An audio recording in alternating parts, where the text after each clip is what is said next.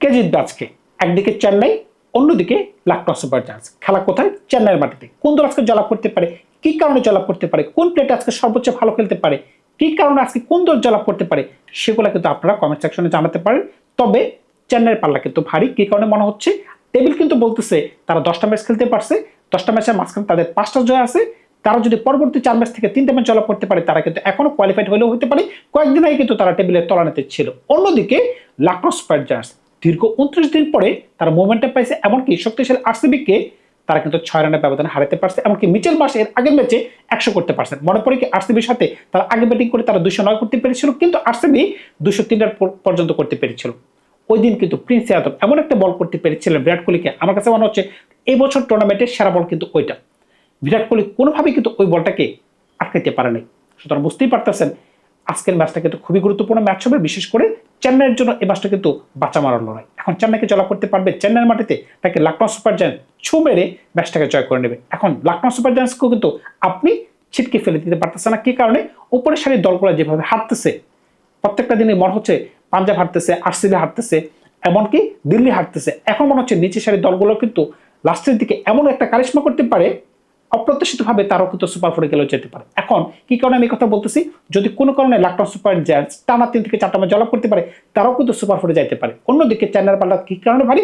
তারা যদি 4টা ম্যাচের মাঝখান থেকে 3টা ম্যাচ জয়লাভ করতে পারে, তাহলে কিন্তু তারা কিন্তু সুপার ফোরে যাইতে পারে। এখন খেয়াল করে দেখেন তাদের ফর্ম কিরকম। ইদানিংকালে কিন্তু চেন্নাই দুর্দান্ত খেলতে পারতেছে। বিশেষ করে তারা যদি আগে বোলিং করার সুযোগ পাচ্ছে, তাহলে কিন্তু তারা বিপক্ষ দলকে ধরাশায়িত করতে পারছে। আপনি খেয়াল করে দেখেন যখন চেন্নাই দিল্লির সাথে একটা ম্যাচ খেলেছিল, দিল্লিকে 155 রানে অল আউট করে দিছে, এমনকি 17.3 ওভারে এই রান কিন্তু তারা চেস করে নিয়েছে। ওই খেলায় কিন্তু নূর আহমেদ এমনকি আকিল হোসেন ভালো বোলিং করতে পারছেন। এমনকি যখন ব্যাটিং করতে নামলো স্যাঞ্জু স্যামসন দুর্দান্ত 27 রান করতে পেরেছিল। 87 রান অল্পের জন্য তিনি সেঞ্চুরি করতে পারেন না, কারণ কি দিল্লি কম রান করতে পেরেছিল। এমনকি কার্তিক শর্মা, যার প্রতি টুর্নামেন্টের শুরুতে অনেক আশা ভরসা ছিল, কিন্তু টুর্নামেন্টের শুরুতে তিনি ভালো খেলতে পারেন নাই, কিন্তু ওই ম্যাচে 41 রান করতে পেরেছিলেন। মনে পড়ে কি মুম্বাইয়ের সাথে এই চেন্নাই কোন ধরনের খেলা খেলতে পেরেছিল? মুম্বাইকে কিন্তু 160 রানের নিচে কিন্তু তারা অল আউট করতে পেরেছিল। এমনকি ওই ম্যাচেও কিন্তু কার্তিক শর্মার দুর্দান্ত একটা 50 ছিল। ওই দিন কিন্তু মুকেশ চৌধুরী বলেন, আংশুল কম্বোজ বলেন, গুজরাট সিং বলেন, তার কিন্তু সবাই কিন্তু ভালো বোলিং করতে পেরেছিল। এমনকি ব্যাটিং করেও কিন্তু তারা দুর্দান্ত ছন্দে কিন্তু খুব অনায়াসে কিন্তু মুম্বাইকে হারাতে বাধ্য করতে পেরেছিল। কিন্তু একটা মজার কথা কি জানেন? যখনই চেন্নাই আগে ব্যাটিং করে তারা কিন্তু ভালো করতে পারে না। বিশেষ করে গুজরাটের সাথে তারা কিন্তু 158 রানে অল আউট হয়ে গেছিল।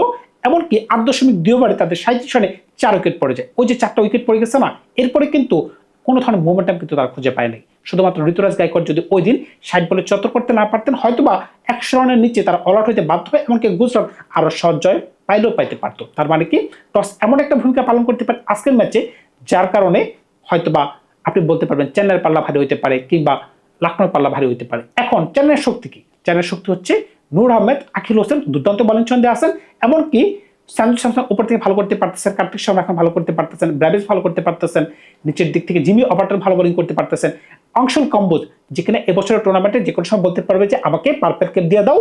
সুতরাং বুঝতেই পারতেছেন চেন্নাই দলটা কিন্তু এখন মোটামুটি একটা ভালো ছন্দে চলে আসছে। অন্যদিকে আপনি যদি লখনৌ সুপার জায়ান্টস দলটাকে দেখেন, খুবই মারাত্মক এবং খুবই বিস্ফোরক একটা টিম, কিন্তু তারা ভালো খেলতে পারতেছে না। এখন ভালো না খেলতে পারা এটা একটা ভিন্ন জিনিস, কিন্তু আপনি কখনোই বলতে পারবেন না লখনৌ টিমটা খারাপ। আপনি যদি তাদের বোলিং দেখেন, মোহাম্মদ শামি, প্রিন্স যাদব, আবেশ খান, দিগ্বেশ রাতি, মহসিন খান সবাই কিন্তু মারাত্মক বলার। সুতরাং বুঝতেই পারতেছেন আজকের ম্যাচে হয়তো বা যেহেতু চেন্নাই মাটিতে খেলা, ইম্প্যাক্ট সাব হিসেবে কিন্তু তারা শাহবাজ আহমেদকে খেলাতে পারে। কি কারণে? শাহবাজ আহমেদ কিন্তু বামাতে বোলিং করতে পারবেন, প্লাস তিনি কিন্তু টুকটাক ব্যাটিংও করতে পারেন।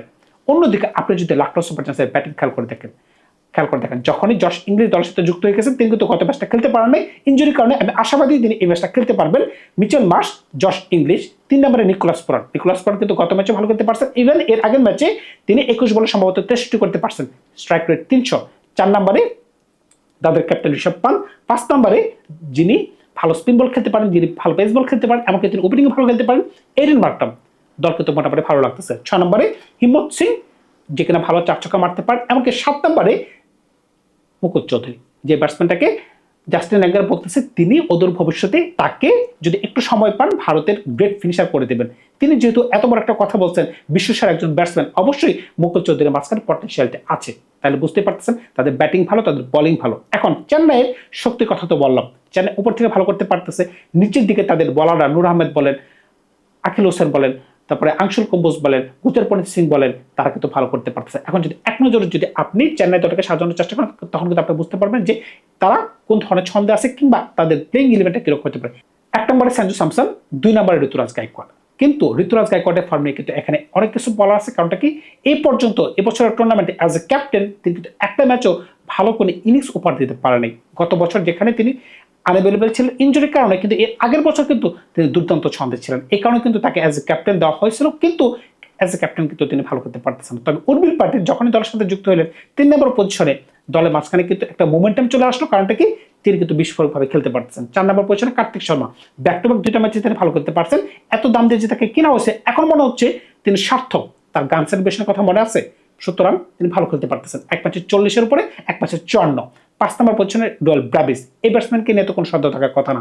কারণটা কি, তিনি যে ধরনের 4 ছক্কা মারতে পারেন চেন্নাইয়ের মাটিতে, আমি আশাবাদী স্পিনারের বিরুদ্ধে, বিশেষ করে আপনি যদি বলেন দিগ্বেশ রাতি, এমনকি শাহবাজ আহমেদকে যদি খেলানো হয়, কিংবা তিনি পেস বোলিং এর বিরুদ্ধে কিন্তু মারাত্মক খেলতে পারেন।